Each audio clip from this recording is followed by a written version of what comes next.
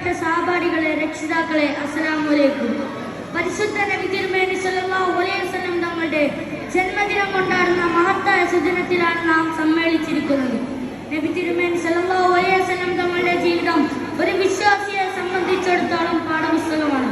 ആ പുസ്തകത്തിലെ ഓരോ ചാപ്റ്ററുകളും ജീവിതത്തിൽ പുലർത്താനും പകർത്താനും വിശ്വാസി സമൂഹത്തിന് ബാധ്യതയുണ്ട്. അയൽവാസിയുടെ പ്രാധാന്യത്തെക്കുറിച്ച് അല്പനേരം സംസാരിക്കാനാണ് ഞാൻ ഉദ്ദേശിക്കുന്നത്. അതിനുമുമ്പ് ഒന്ന് രണ്ട് വർത്തമാനകാല യാഥാർത്ഥ്യങ്ങൾ കൂടി പ്രതിപാദിക്കാൻ ഞാൻ ആഗ്രഹിക്കുന്നു.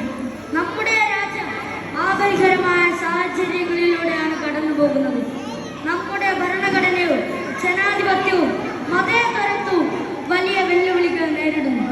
ഫാസിസ്റ്റ് ഭരണകൂടം അധികാരത്തിൽ വന്നതിന് ശേഷമാണ് നമ്മുടെ ഭരണകൂടത്തിനെതിരെയുള്ള അതിക്രമങ്ങൾ വർദ്ധിച്ചിരിക്കുന്നത്.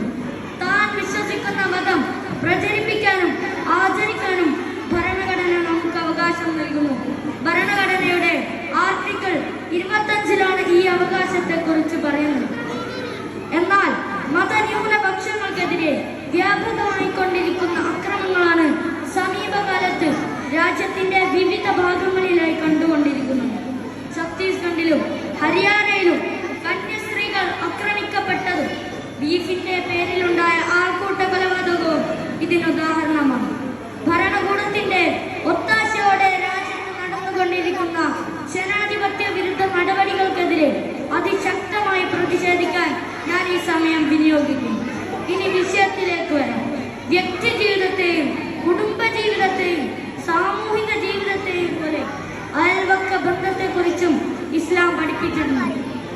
ഒരിക്കൽ നബി തിരുമേനി സല്ലല്ലാഹു അലൈഹി വസല്ലം തങ്ങളുടെ അടുക്കൽ വെച്ച് ഒരു സ്ത്രീയെ കുറിച്ച് ചോദിക്കപ്പെട്ടു. രാത്രി നിന്ന് നിസ്കരിക്കും, പകൽ നോമ്പനുഷ്ഠിക്കും, സ്വതക്ക ചെയ്യും, മറ്റു നന്മകൾ വർദ്ധിപ്പിക്കും, അതോടൊപ്പം അയൽവാസികളെ ബുദ്ധിമുട്ടിപ്പിക്കുകയും ചെയ്യും. ഇത് കേട്ട നബി തിരുമേനി സല്ലല്ലാഹു അലൈഹി വസല്ലം തങ്ങൾ പറയുന്നു, അവളിൽ യാതൊരു നന്മയുമില്ല, അവൾ നരകാവകാശിയാണ്.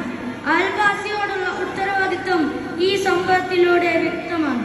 ഇന്ന് അയൽവാസികൾക്കിടയിൽ മതിലുകളാണ്. തീയും ഉപ്പും കഞ്ഞിവെള്ളവും പരസ്പരം പങ്കിട്ടെടുത്തവരായിരുന്നു നമ്മൾ. ഇന്ന് അയൽവാസികൾ തമ്മിൽ സ്നേഹബന്ധങ്ങൾ കുറഞ്ഞു വരുന്നു. ഇത് നാടിനെ അരക്ഷിതാവസ്ഥയിലേക്ക് നയിക്കുന്നു. അയൽവാസി പട്ടിണി കിടക്കുമ്പോൾ വയറു നിറച്ചുന്നവൻ നമ്മളിൽ പെട്ടാനല്ല എന്ന പ്രവാചക വചനം അയൽവാസിയുടെ പ്രാധാന്യം എത്രത്തോളം വലുതാണെന്ന് തെളിയിക്കുന്നു. ഒരിക്കൽ നബി തിരുമേനി സല്ലല്ലാഹു അലൈഹി വസല്ലം തങ്ങൾ പറയുകയുണ്ടായി, അയൽവാസിയെ കുറിച്ച് ജിബ്രീൽ അലൈഹിസ്സലാം എന്നെ ഉപദേശിക്കുമായിരുന്നു. അയൽവാസിക്ക് സ്വത്തവകാശം നിർബന്ധമായി പോകുമോ എന്ന് പോലും ഞാൻ ചിന്തിച്ചു പോയിരുന്നു.